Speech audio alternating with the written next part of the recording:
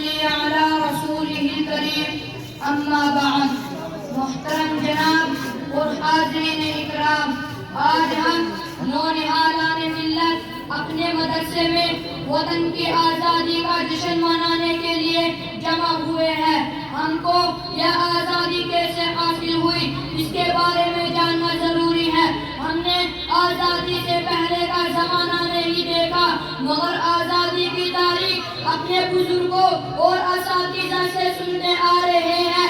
ایک طرف اسکولوں کالجوں میں آزادی کی تاریخ پڑھائی جاتی ہے، جس میں بتایا جاتا ہے کہ 1947 سے پہلے ہندوستان انگریزوں کا غلام تھا اور مہاتما گاندھی، جواہر لال نہرو، سردار پٹیل جیسے لیڈروں نے آزادی کی تحریک چلائی.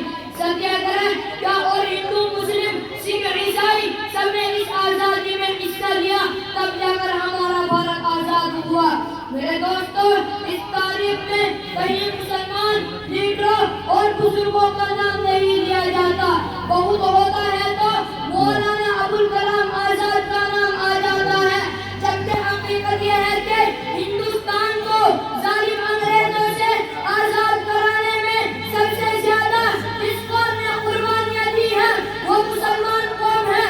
میں آپ کو بتا دوں کہ آزادی کے لیے انگریزوں کے خلاف سب سے پہلے جس ثبوت نے تلوار اٹھائی وہ صوبہ بنگال کے نواب سراج الدولہ تھے. انہوں نے 1757 میں پلاسی کے میدان میں انگریز فوج سے زبردست مقابلہ کیا تھا، لیکن ان کے وزیر اعظم میر جعفر نے غداری کی اور نواب سراج الدولہ شہید ہو گئے. ان کی فوج ہار گئی. پھر میسور کے سلطان ٹیپو نے انگریزوں سے جنگ کر مقابلہ کیا تھا اور ہر لڑائی میں انگریزوں کو ہرایا تھا، لیکن آخری جنگ میں ان کے وزیر اعظم میر صادق نے غداری کی، جس کے نتیجے میں سلطان ٹیپو بھی 1799 میں شہید ہو گئے. اس کے بعد علماء حق میں سب سے پہلے حضرت شاہ ولی اللہ محدث دہلوی نے جہاد حریق کا بغل بجایا. پھر اس کے بعد حضرت شاہ عبدالعزیز نے جہاد کا فتویٰ دیا تو سید احمد شہید رہے بریلوی اور مولانا شاہ اسماعیل شہید نے زبردست لڑائی لڑی. مسلمانوں نے کھل کر ان کا ساتھ دیا، لیکن 1831 میں یہ حضرت بھی موجودہ پاکستان کے شہر بالاکوٹ میں شہید ہو گئے. پھر حضرت حاجی امداد اللہ مہاجر مکی، حضرت مولانا قاسم صاحب نانوتوی، حضرت مولانا رشید احمد صاحب گنگوئی، حضرت حافظ امین جیسے بزرگوں کی قیادت میں 1857 کا انقلاب ہوا.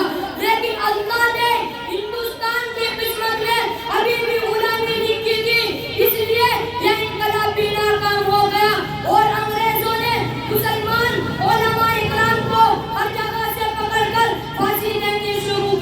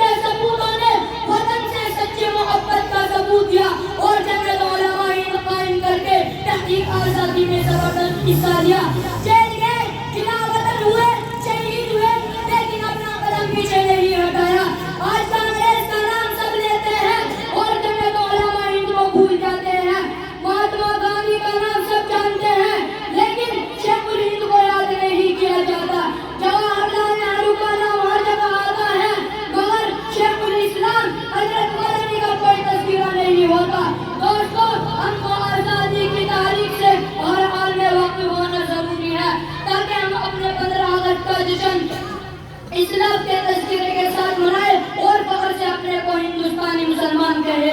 وآخر دعوانا الحمدللہ رب العالمین۔